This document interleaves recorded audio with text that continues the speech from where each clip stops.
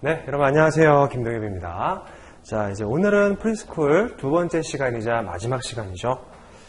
자, 그래서 우리 지난 시간에 이제 청약에 대한 내용하고 승낙에 대한 내용을 잠깐 배우다가 마무리가 됐는데, 자, 이제 3절 청약과 승낙을 한번 본격적으로 알아보도록 하겠습니다. 사실 청약 같은 경우에는 제가 지난 시간에 설명드렸던 내용이 가장 핵심적인 내용이에요. 그래서 누군가가 다른 당사자에게 내가 당신과 이러한 조건으로 거래를 하고 싶다라고 알리는 거죠. 그러면 그러한 청약을 받은 당사자는 청약서를 한번 검토를 해보고 그 내용에 대해서 이거 거래해도 되겠다, 만족한다라고 한다면 승낙을 통해서 계약을 성립시키는 거고요. 뭔가 마음에 안 들어요. 그러면 두 가지 방법이 있겠죠. 하나는 아예 그냥 거절해버린다든지, 아니면 이런 게 단가가 조금 변경되면 내가 거래해도 괜찮겠다라는 생각이 들면 단가를 변경을 해서 다시 연락을 할 겁니다. 자, 오퍼, 청약의 한번 읽어보시고 청약의 기재 내용 한번 볼게요. 1번에 커머디티, 품명입니다. 청약은요, 무역 거래에서 내가 당신과 무역 거래를 하겠다라는 의사표현이기 때문에 어떤 물건을 얼마에 어떠한 조건으로 판매하겠다 혹은 구매하겠다라는 내용이 들어가 있어야겠죠. 그 내용 한번 기억해 보시면 기재 내용에 대해서 충분히 아실 수가 있어요. 일단 1번의 커머디티는 물품명, 어떤 물건을 판매하겠다라고 하는 내용이고요. 자, 2번에 grade or specification, 규격이라고 나와 있죠. 우리 휴대폰이라든지 아니면 TV, 컴퓨터 이런 거 구매할 때 보면 용량에 따라서 가격이 달라져요. 64기가는 얼마, 128기가는 얼마 이런 식으로 달라지기 때문에 그 규격사항도 같이 기재해줘라 라는 내용이고, 3번에 오리진, 원산지입니다. 우리 어떤 물품 같은 경우에는 특정 원산지를 갖게 되는 경우를 소비자가 굉장히 선호하는 경우가 있어요. 그렇죠? 그래서 원산지가 좀 중요하고, 4번의 밸리디티, 유효기간입니다. 일단 청약자가 청약을 보내게 되면 이 청약에 대한 회신이 언제까지 도착할 것을 기대하겠죠. 그렇죠? 그러한 유효기간이 적혀 있는 걸 4번의 밸리디티라고 얘기를 합니다. 자, 그 동그라미 1번 보시면 유효기간의 표현 방법이라고 나와 있어요. 기일에 의한 표현. We offer for your reply within 7 days. 7일 안에 이렇게 기일을 표현하는 방법이 있고요. 승낙이 도착해야 된다는 거죠. 다음에 기간에 의한 표현. 언제까지 승낙이 도착해야 된다라고 하는 거죠. 여기에는 지금 줄라이라고 나와 있네요. 그렇죠? 다음에 디귿, 단기임을 표시하는 표현. 이거 한번 읽어보시면 될 것 같습니다. 그래서 유효기간이 들어가 있다. 이 얘기는요, 승낙을 위한 유효기간이라고 보시면 되겠습니다. 내가 청약을 보냈을 때 이 내용에 대해서 승낙이 언제까지 도착을 해야 된다. 아시죠? 자, 2번에 보시면요, 유효기간의 연장이라는 말이 있어요. 유효기간 내에 오퍼의 자유의사 또는 상대방 요청에 의해서 유효기간을 연장하는 경우가 있는데, 이를 extension of offer 또는 extension of validity of offer라고 하고, 연장된 기간은 유효하다라고 되어 있습니다. 일단은 기본적으로 기간이 지정이 되어 있으면 그 기간을 지켜줘야 돼요. 그건 당연한 겁니다. 근데 청약자하고요, 피청약자, 이렇게 두 명의 관점에서 봤을 때에는 사실 일반적으로는 이쪽 사람이 물품을 판매하는 매도자고 이쪽 사람이 물품을 구매하는 매수자가 된다라고 말씀을 드렸습니다. 그러면 이 청약하면서 피청약자한테 보내면서 언제까지 승낙이 도달해야지만 내가 물건을 팔 거야 라고 얘기를 했어요. 근데 그 기간보다 조금 넘겨서 승낙이 도착했어요. 이 상황만 봤을 때에는 당연히 승낙은 효력이 없지만 이 매도자, 물품 판매하는 사람 입장에서는 어떻겠어요?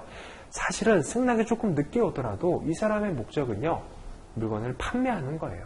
그래서 일반적으로는 이렇게 기간이 좀 늦어질 것 같으면 유효기간을 연장해 주기도 합니다.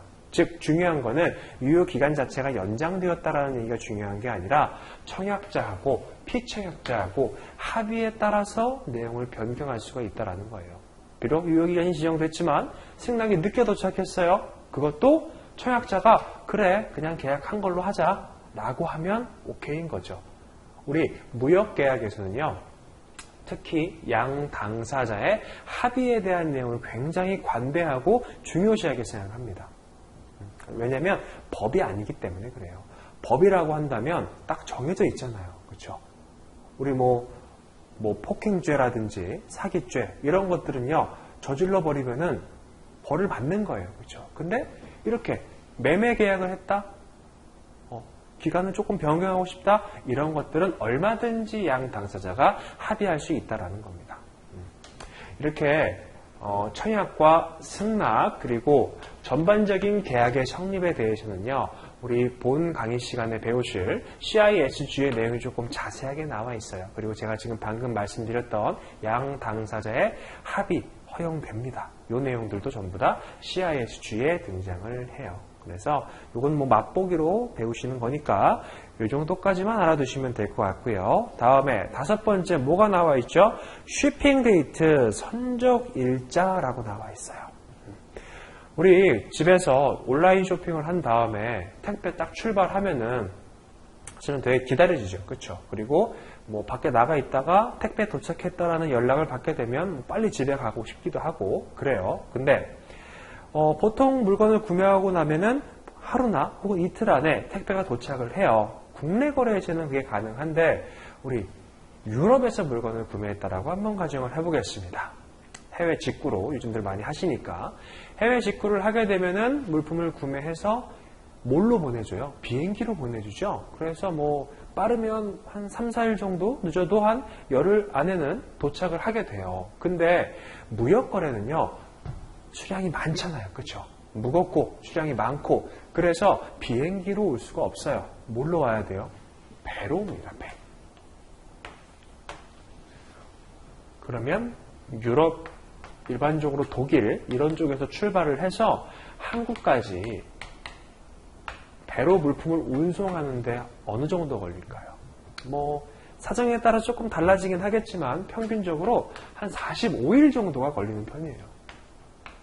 그럼 뭐 중간에 배가 어디 들렀다가 오고 뭐가 어떻게 되고 하다 보면 도착 일자를 정확하게 맞추기가 굉장히 힘들어집니다. 그래서 어떻게 하느냐? 도착 일자가 아닌 물품을 배에다가 선적하는 날짜를 지정하게 되어 있어요. 그게 5번에 나와 있는 쉬핑 데이트입니다. 읽어볼게요. 수출상의 수입상에 대한 물품 인도 의무와 관련되어 있는 아주 중요한 계약 조건으로 오퍼에는 언제까지 계약 상품을 선적해 줄 수 있다는 딜리버리 데이트가 표시되어야 한다. 대개는 선적일이 이를수록 수입업자에게 유리하나 경우에 따라서는 적기에 판매하고 보관료를 물지 않게 하기 위해서 선적을 언제부터 언제 사이에 이행해 달라고 요구하는 수도 있습니다. 그래서 이거는 뭐 특히 무역거래의 특징이 반영되어 있는 내용이라고 볼 수가 있는 거죠. 너무 멀기 때문에 도착 일자를 정확하게 맞추기가 어려워요. 그렇기 때문에 언제까지는 선적을 해라. 최종 선적 기일을 정하는 편입니다. 자, 다음에 6번에 패킹 메소드라고 되어 있어요. 포장 방법. 우리 물건을 구매하면요, 전부 다 포장이 되어 있는 상태죠. 그렇죠? 슈퍼에서 물건 구매할 때도 어떻게든지 다 포장이 되어 있어요. 그렇죠? 일부 뭐 농산물이나 이런 걸 제외하고는. 자, 그러면 해외에서 한국으로 배송되는 경우를 한번 생각을 해볼게요. 배에 실려가지고 이리 흔들 저리 흔들 돼가지고 벽에 부딪히고 이렇게 되면 물품이 파손되는 경우도 생기겠죠. 그렇기 때문에 이러한 상황들을 방지하기 위해서 매매계약서에는 어떠한 방식으로 포장을 해달라. 예를 들면 여기에서 여기까지 오는 루트가 굉장히 험하기 때문에 포장이 파손될 위험이 매우 높다. 그러니까 평상시보다 포장을 2중, 3중으로 해서 더욱 견고하게 만들어 달라라고 계약서에 기재해 놓으면 되겠죠.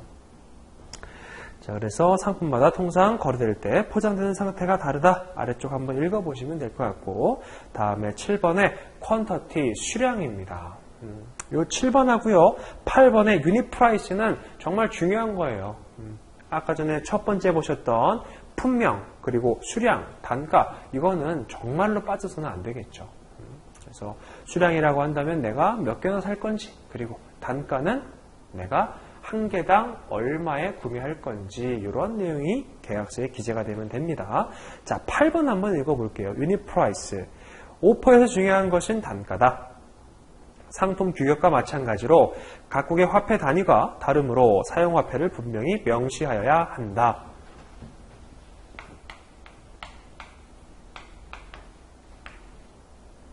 자, 뭐 이렇게 쓰지 말고 KRW 100원 하고요.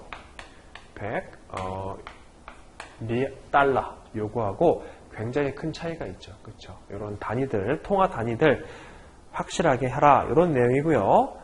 단가를 기재할 때에는 단가 산정의 기초가 되는 수량을 명시하고 금액과 함께 통화의 종류를 명기해야 하며 가격 산정의 기초가 되는 가격 조건을 함께 기재한다라고 되어 있습니다. 자, 그래서 거기 아래 보면요, 뭐 CIF 이런 식으로 나와 있어요. 이게 뭐냐면 우리 인코텀즈 조건이라고 해서 뭐 그 중에 일부만 잠깐 설명을 드릴게요. 매도인하고 매수인하고 매매 계약을 체결을 한 다음에 매도인이 매수인에게 물품을 줘야 되잖아요. 그렇죠? 근데 우리가 그냥 이론적으로만 생각해 봤을 때에는 매도인이 매수인에게 물건을 전달해주면 되겠네? 라고 생각을 하는데, 매도인이 중국에 있고 매수인이 한국에 있는 상황이라고 한다면 이 물품 인도 장소에 따라서 양 당사자가 부담해야 되는 비용들이 달라져요. 예를 들면 매도인은요, 그냥 매도인 국가, 즉 중국에서 물품을 매수인에게 인도해 주겠다라고 했어요. 그러면 물품 만들어진 값에다가 그 특정 장소까지 가는 비용, 요 정도만 산정을 해서 단가가 얼마다라고 책정을 하겠죠. 예를 들면 $5라고 할게요. 근데 다른 거래에서는 여기 중국 내륙지의 어떤 특정 장소가 아니라 중국의 항구로 변경을 했어요. 그러면 여기까지 가는데 또 비용이 들겠죠. 여기까지는 원가 책정해 봤더니 한 $5 정도가 들었는데 여기까지는 $6가 들어가요. 그러면 판매가가 계속 올라가는 거예요. 자, 추가로 매수인의 국가에서 물품을 인도해 주기로 했어요. 그러면 여기에다가 또 뭐가 추가될까요? 해외 운송비, 필요시 보험료, 인건비, 이런 것들이 추가되겠죠. 그래서 여기서 판매하게 되면 단가가 $15 이런 식으로 올라가게 되는 겁니다. 그래서 이러한 시점들을 지정해주고 하는 것들이 조금 전에 하나 보신 CIF, 즉 인코텀즈 조건들이에요. 이런 것들은 나중에 본 강의 시간에 좀 더 상세하게 배우시도록 하겠습니다. 어쨌든 물품을 인도해주는 장소에 따라서 단가가 달라진다는 거, 일단 인코텀즈에서는 이렇게만 알고 계셔도 굉장히 성공하신 거예요. 자, 다음에 9번 페이먼트 컨디션입니다. 대금 결제 방법. 우리가 슈퍼에 가서 물품을 구매를 해요.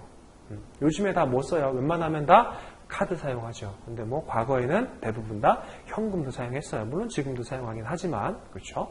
그리고 뭐 수표도 사용하기도 하고, 혹은 내가 가진 게 아무것도 없는데 내 계좌에는 돈이 들어가 있어요. 그러면 현장에서 계좌 이체해가지고 대금을 지불하기도 합니다. 이런 식으로 내가 대금을 결제할 수 있는 방법에 대해서 지정을 해놔야 됩니다. 대금 결제 방법은 오퍼의 기재 내용 중에서 가장 중요한 부분이다. 대금 결제를 송금 결제로 할 것인가, 신용장에 의한 결제 방법 또는 추심 결제에 의한 방식으로 할 것인가에 대금 결제 방식과 상품 인도와 대금 지급과의 시차관계인 대금 결제 기간을 제시하여야 한다. 그래서 이거는 누가 조금 예민하게 받아들일까요? 사실 뭐 둘 다 그렇게 생각하긴 하겠지만 매수인이 조금 더 예민하게 받아들일 것 같아요. 왜냐하면 결국에 그 방법에 따라서 매도인에게 지불 작업을 해야 되는 것은 매수인이기 때문에 사실은 매수인에게 조금 더 민감한 사항이다. 이렇게 보시면 되겠고요. 자, 그 다음에 이제 3번으로 넘어가셔서 청약의 종류가 있습니다. 청약. 보면은 이제 양가로 1번의 발행지에 의한 분류 보시면은 매도 청약과 매수 청약이 있죠. 매도 청약의 타이틀을 보면 셀링 오퍼예요. 뭔가를 팔려고 청약을 하는 거죠. 그러면 누가 하겠어요? 매도인이 하는 경우를 우리가 일반적으로 매도 청약이라고 얘기를 합니다. 다음에 두 번째로는 바잉 오퍼가 있습니다. 이거는 매수 청약이죠. 무슨 얘기예요? 물건을 구매하려고 하는 사람이 판매하려고 하는 사람에게 청약을 보내는 거죠.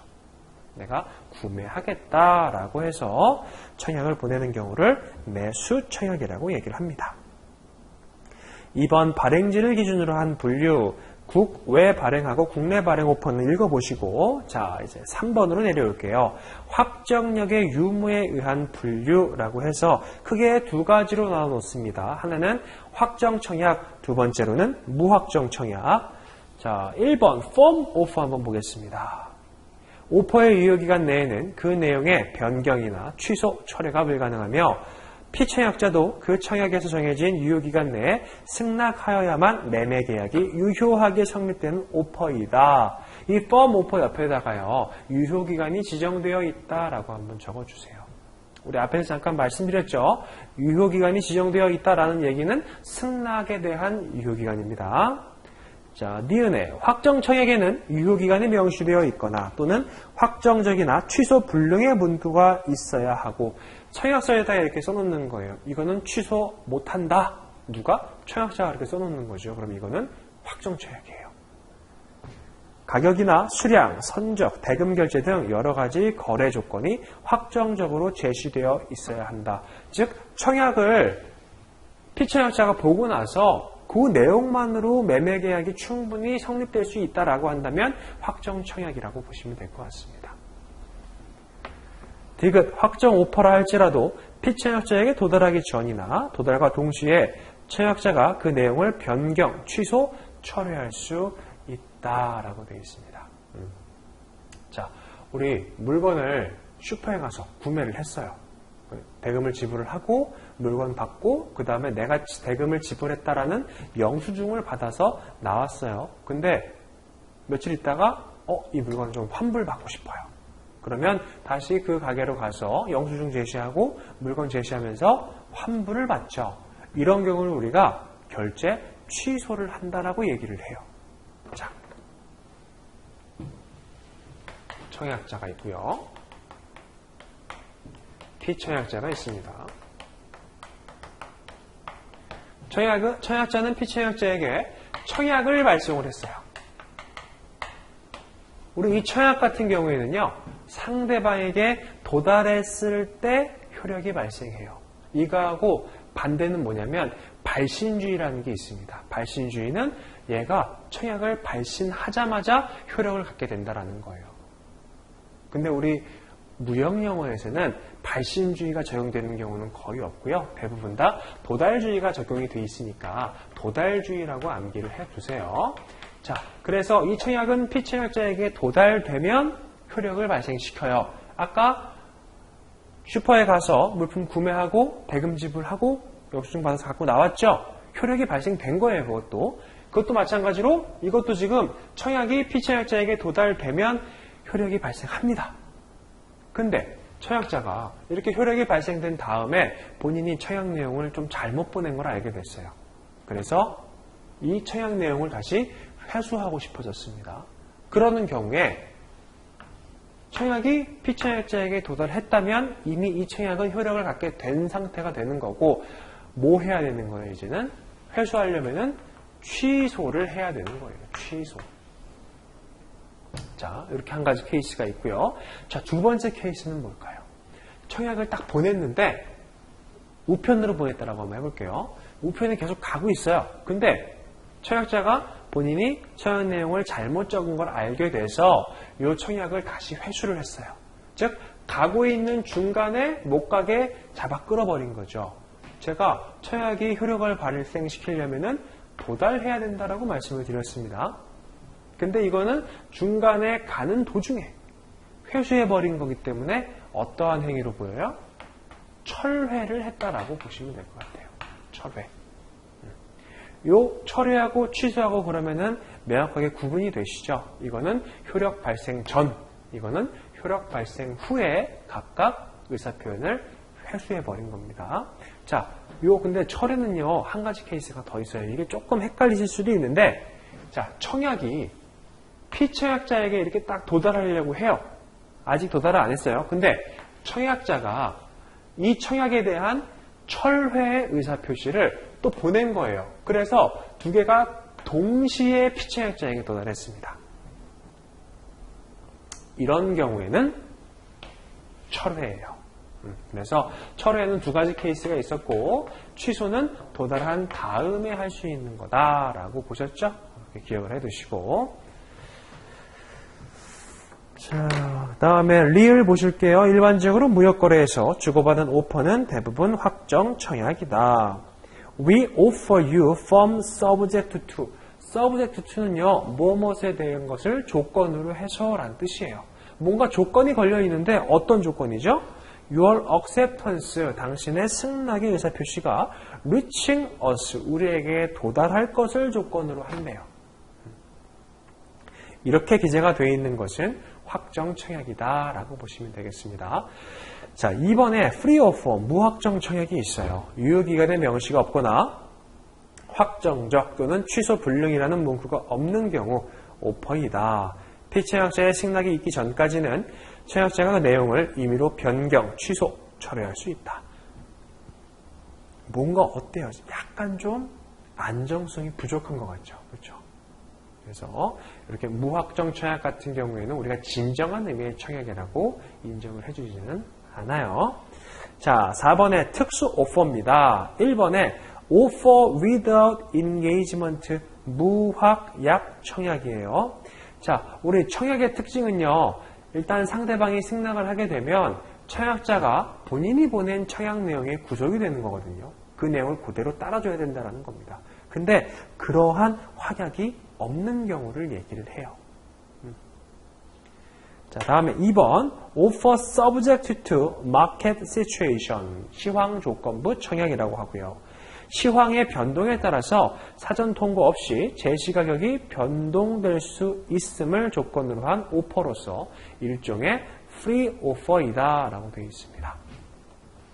자, 우리 청약하고 이거 승낙 보실 때요, 이 청약 내용에 대해서 그냥 100% 승낙을 하게 되면은 계약이 성립한다라고 배우셨어요.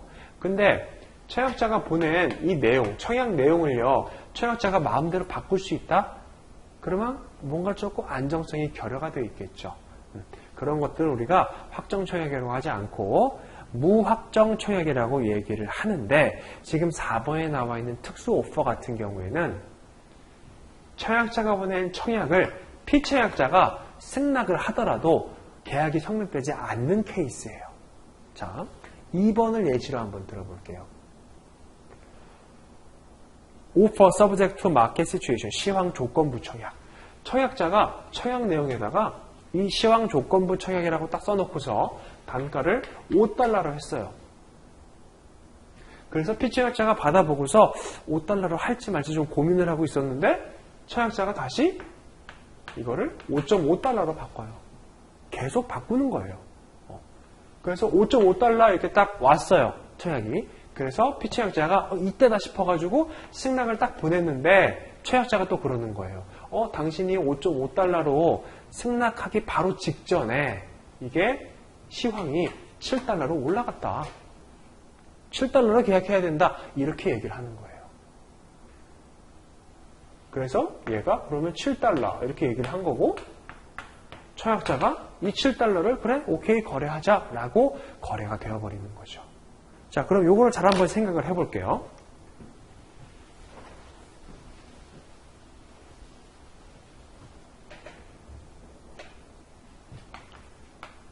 자, 청약자 그리고 피청약자, 얘가 보냈습니다. 무확정 청약을. 그러면 피청약자가 요 무확정 청약을 보고서 이 내용이 마음에 들어요. 그러면 그 내용에 대해서 그래 이렇게 거래하자라고 오케이 사인을 보냈어요. 그러면 이 청약자는요, 본인이 무확정, 아무런 확정이 되지 않은 청약을 보냈기 때문에 피청약자가 이렇게 하자라고 제안한 거 있잖아요. 이걸 뭐로 보는 거예요? 이거를 청약이라고 보는 거예요. 그래서 이 청약자가 이 청약 내용을 받은 다음에 이거에 대해서 승낙을 하게 되면은 그때 계약이 성립이 되는 겁니다. 자, 그래서 무확정 청약 같은 경우에는 이러한 내용이 조금 있으니까 기억을 해 두시고, 자, 뭐 3번에 보시면요, offer subject to prior sale, 재고 잔류 조건부 청약이라고 나와 있어요. 이것도 똑같습니다.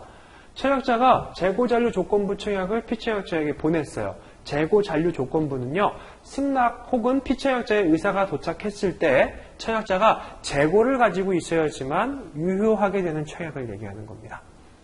그래서 피청약자가 보내요. 청약자에게. 나 그렇게 거래할게 라고 했어요. 청약자가 근데 나 지금 재고가 없어. 그럼 그냥 끝나버리는 거예요. 근데 얘가 재고가 있으니까 거래하자라고 하는 게 승낙이 된다는 거죠.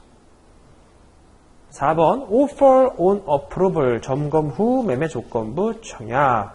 오퍼와 함께 보낸 물품을 피청약자가 점검한 후에 구매 의사가 있으면 송금하고 그렇지 않으면 물품을 반환토록 한 오퍼이다. 이렇게 조건이 다 붙어 있는 거고요. 5번에 offer on sale or return, 반품 허용 조건부 청약. 다량의 물품을 오퍼와 함께 보내되 판매 후 남은 물품에 대해서는 반품하는 조건으로 발행되는 펌 오퍼의 일종이며 서적 등의 위탁 판매에 주로 사용이 됩니다. 자, 다음에 4번에 청약의 유인이 나와 있습니다. 청약의 유인은 어떤 느낌으로 보시면 되냐면 상대방으로 하여금 나한테 청약을 하도록 계속 유인하는 거예요. 유혹한다라고 보는 거죠. 우리 이미 이 청약의 유인은요, 배우셨어요. 좀 전에 그 무확정 청약, 조건부 청약 있죠? 이게 청약의 유인입니다. 자, 우리 길거리에 돌아다니다 보면은 전단지를 받기도 하죠. 그리고 TV를 보다 보면은 TV 광고를 봐요. 전단지를 받았다라고 한번 생각을 해볼게요.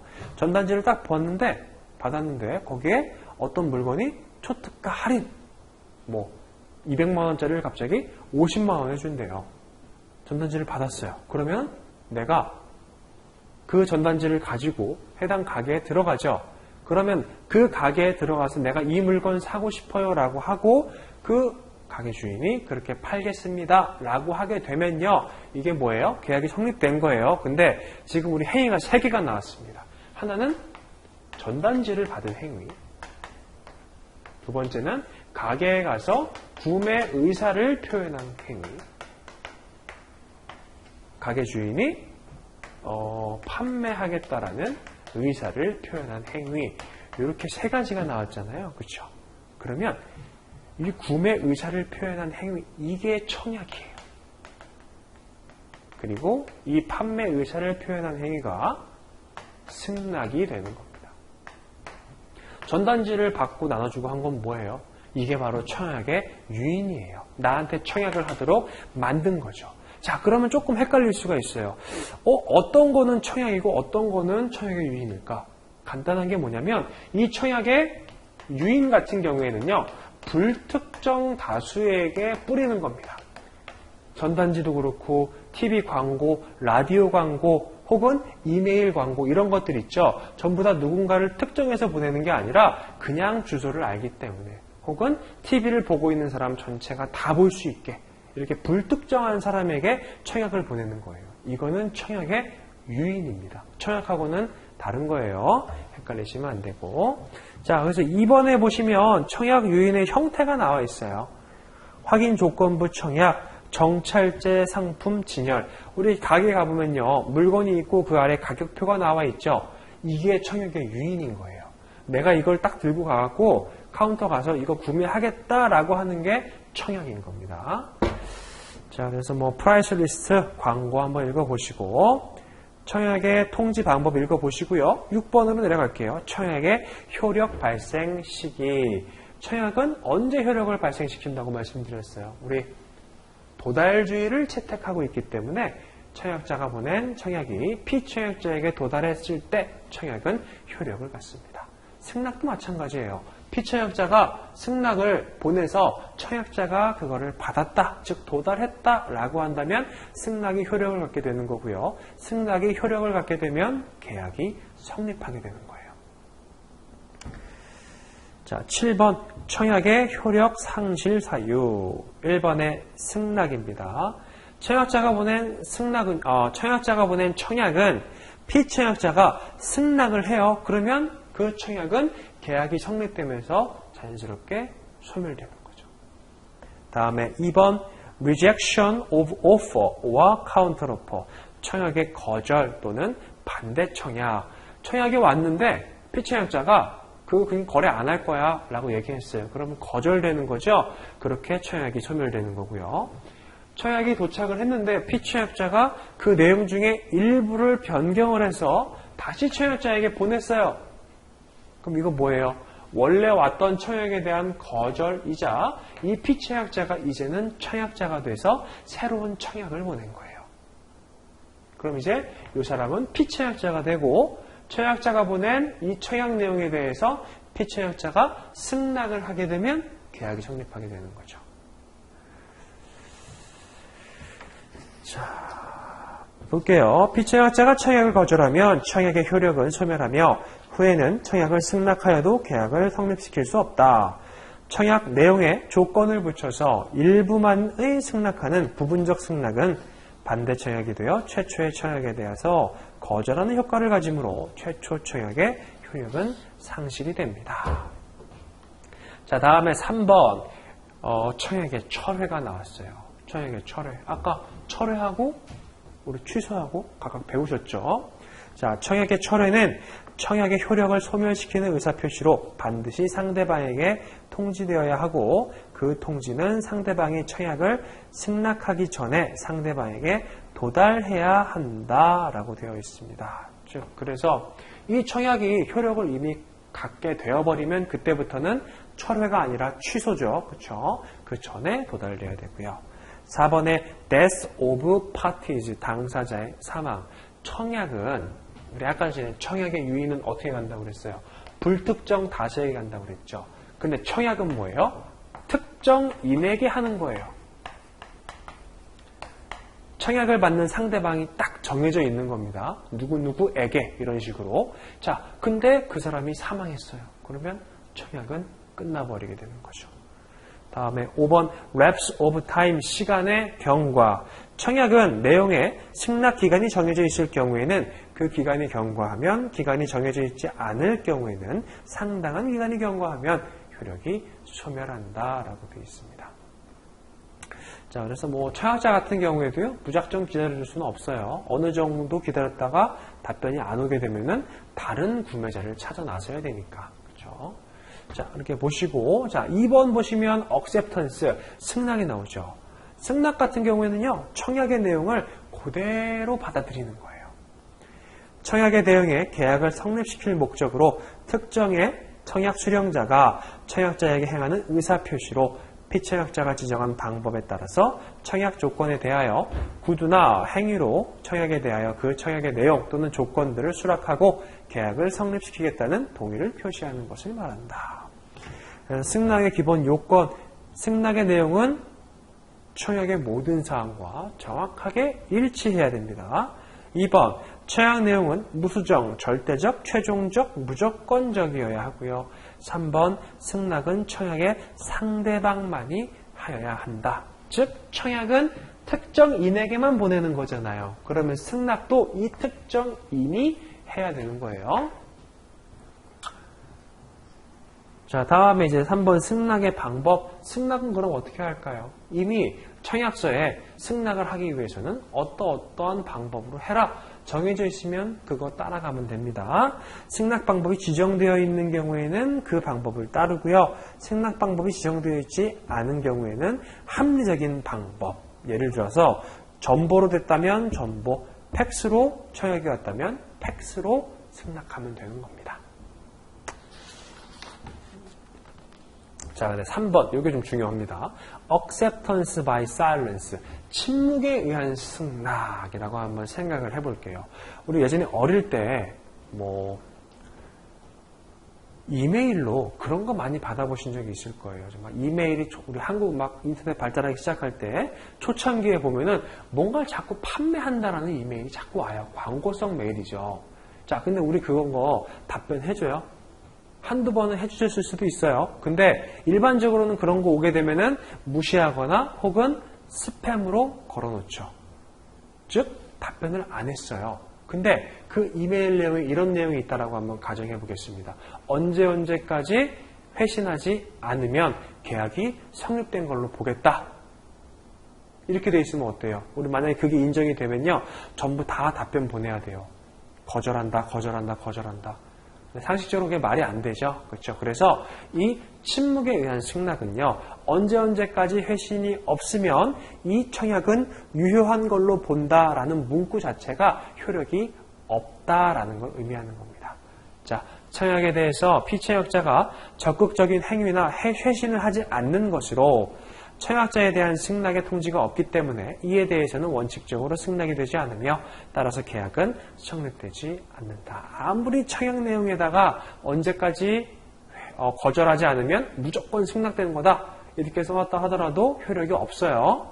자, 4번 승낙의 효력 발생 시기 승낙 후 청약과 마찬가지로 도달주의입니다. 그래서 일본과 우리나라 민법, 영미법은 격지자 간의 경우 승낙에 대해 발신주의를 취하고 있다. 요건 이제 민법에 대한 사항이고요. 우리 일반적으로 무역영어에서는 이 CISG 내용만이 거의 출제가 되기 때문에 청약과 승낙은 도달주의다라고 보셔도 돼요. 자, 아래 보실게요. 발신주의, 도달주의, 요지주의에 대해 설명되어 있고 요지주의는 뭐냐면 도달주의에서 조금 더 나간 거예요. 청약이 상대방에게 도달했을 때 효력을 갖는 게 아니라 그 상대방이 한번 편지를 열어보는 거예요. 그래서 이게 이러한 내용이구나 라고 인지가 돼야지만 효력을 갖는다라는 의미입니다. 그냥 그런 개념이 있다는 정도만 알아두시면 되고요. 그 아래 표 보면요, 승낙의 효력 발생 시기가 나와 있어요. 이것 중에서 발신주의로 들어가 있는 게 6개 있죠. 한국, 일본, 영미법 중에 격지자간. 격지자는 한 명은 한국, 한 명은 중국 이렇게 있는 거예요. 격지자간. 이러한 당사자 사이에 우편과 전보 같은 경우에는 언제 효력이 발생한다고요? 발신주의. 근데 CISG에서는 도달주의입니다. 거기 맨 끝에 나오죠? 그래서 요거는 도달주의 부분만 암기해 두시면 될 것 같아요. 자, 5번에 승낙의 철회. 1번 발신주의 채택시. 한번 읽어보시고 도달주의 채택시로 볼게요. 승낙을 하더라도 상대방에게 도달하기 전까지는 철회가 가능하다. 철회는 의사표시가 도달하기 전에 회수해버리는 거니까. 자, 다음에 이제 4절 계약서 작성과 일반 거래 협정서 보겠습니다. 일단 우리 무역계약서 같은 경우에는요, 필수사항이 아니에요. 그렇죠? 무역거래의 4가지 큰 특징, 지난 시간에 한번 배우신 적이 있는데 그 중에 4번째가 바로 불요식 계약이라는 특징이 있어요. 어떠한 요식행위도 없다라는 거죠. 즉 계약서 안 써도 돼요. 근데 매도자하고요, 매수자가 서로 잘못 오해를 하는 경우가 있어요. 계약 내용에 대해서. 그렇게 되면 나중에 문제가 발생하니까 그런 것들을 좀 방지하기 위해서 계약서 작성이 권고는 됩니다. 근데 필수는 아니에요. 자, 읽어보시고 무역계약서의 문서화 방법 이것도 한번 읽어보시면 될 것 같아요. 자, 다음에 3번 무역계약서의 구성 1번에 정형계약서를 사용하는 경우 정형계약서의 구성, 전면 내용과 이면 약관으로 구성이 되고요. 전면의 수기, 타이핑으로 기재, 전면의 인쇄, 계약서 이면에 인쇄된 약관 이런 것들로 계약서가 구성이 되어 있고요. 정형계약서의 내용은요. 앞쪽 부분에는 계약 체결 일자, 계약 당사자, 상품 명세 이런 것들이 들어가고 그 다음 장에 뭐가 들어간다는 거예요. 계약서 작성 시 일반적으로 거래 전체에 걸친 기본 약정사항인 인쇄된 일반 조건 협정서 요 내용이 들어간다라는 거죠. 그래서 뭐 계약서는 그런 식으로 구성이 되어 있고 4번에 무역계약서 작성 시의 검토사항 볼게요. 계약 당사자의 의도 파악. 계약서 내용이 당사자가 의도하는 바와 일치되어야 하기 때문에 해당 사업 또는 거래 내용과 계약의 배경이 되는 상황을 충분히 이해하여야 한다. 매도인은요, 내가 어떤 물건을 판매할지를 얘기해 주는 거고, 매수인은 내가 그걸 구매해서 무슨 용도로 사용할 거다라고 계약서 체결 당시에 서로 알려줘야 된다는 거예요. 그래야지만 서로 오해가 없다는 겁니다. 이번에 장래 발생 가능한 문제점 검토. 혹시 장래 이런 경우가 있어요. 매수인이 물건 받았는데 이게 계약서에 일치하는 품질의 물품인지 아닌지를 결정을 해야 되잖아요. 그럼 그 기준 같은 거를 미리 정해 놓는 거예요. 나중에 문제되지 말라고. 다음에 3번 관련 기존 문서의 검토와 최종적인 효력 여부. 해당 계약서의 검토에 앞서 당사자 간에 서로 교환하였던 Letter of Intent나 각서 등이 있을 경우 이러한 기존 문서의 내용이 빠짐없이 반영되었는지 확인한다. 계약서를 쓰게 되면요, 그 계약서 안에 양 당사자가 합의했던 내용을 다 집어넣어야 돼요. 그렇죠? 그래서 이 계약서 내용에 들어가 있는 내용으로 최종적으로 매도인과 매수인이 합의했다라고 얘기할 수가 있다라는 거죠. 자, 거기 5번 이제 보시면요, 일반거래협정서가 들어가 있습니다. 볼게요. 매매계약의 당사자들이 거래를 할 때마다 구체적으로 약정해야 하는 계약 내용에 대한 제반사항을 제외하고 어느 경우에도 공통으로 적용되는 기본적인 일반적인 거래 조건을 양 당사자 간에 합의하여 결정하고 문서화하는 것을 얘기하는 겁니다. 자, 그러면 이런 게 있죠. 3번의 일반거래협정서 내용 중에 양가로 2번 볼게요. 계약의 기본 조건, 이런 내용들이 들어가 있습니다. 품질, 수량, 가격, 주문, 포장, 결제, 선적. 이것들은요, 무역거래를 함에 있어서는 반드시 필요한 내용이에요. 어떤 계약서를 작성하든 간에 다 들어가야 된다는 내용이죠. 그러면 이런 것들을 굳이 계약서 작성할 때마다 쓸 필요 없잖아요. 그렇죠? 미리 인쇄를 쫙 해놓고서 예를 들면 품질,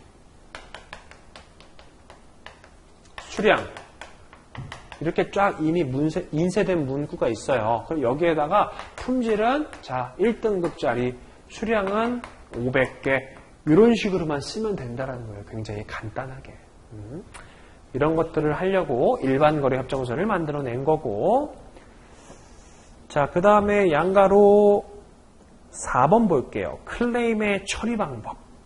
1번 클레임의 제기기한 및 방법, 2번 클레임의 해결 방법과 발생 비용 부담 방법 등 이러한 내용들도 당연히 들어가야 되는 겁니다. 무역거래가 정말 양 당사자가 모두 만족해서 행복하게 단발성으로 딱 끝나버리면 좋겠지만 그런 경우가 아닐 수도 있어요. 예를 들면 엄청 까다로운 매수인이에요.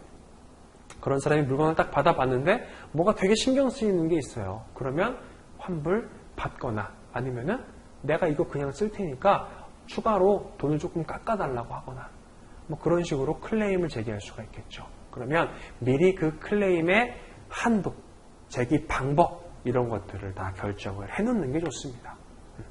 만약에 100원짜리 물품 구매했는데 내가 마음에 안 든다고 해서 내 피해 보상까지 1000원을 신청을 했다. 그러면 말이 안 되는 상황이니까 일반적으로 그러면 한도라든지 제기 방법, 제기 기한 이런 것들은 다 정해 놓습니다. 자, 거기 옆에 보시면 이제 서식 일반거래협정서 영문으로 나와 있는 게 있어요. 근데 요 영문으로 보시는 것보다는 한글로 보는 게 조금 좋겠죠. 그 다음 페이지 넘어가시면 번역본이 있습니다.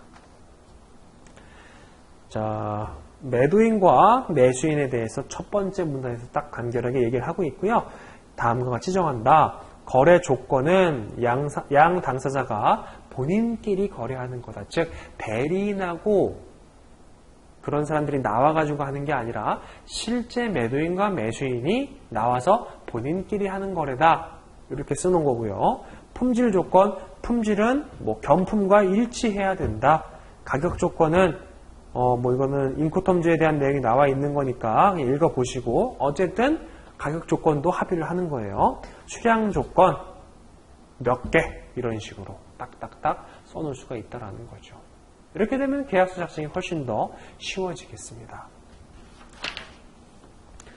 자, 그 다음에 이제 서식 보시면은 그 다음 페이지에 무역 계약서 나와 있어요. 이런 것들도 다 무역 계약서의 한 종류니까 한번 읽어보시면 될 것 같고 다음에 잠깐 쉬었다 우리 4장 보시도록 하겠습니다.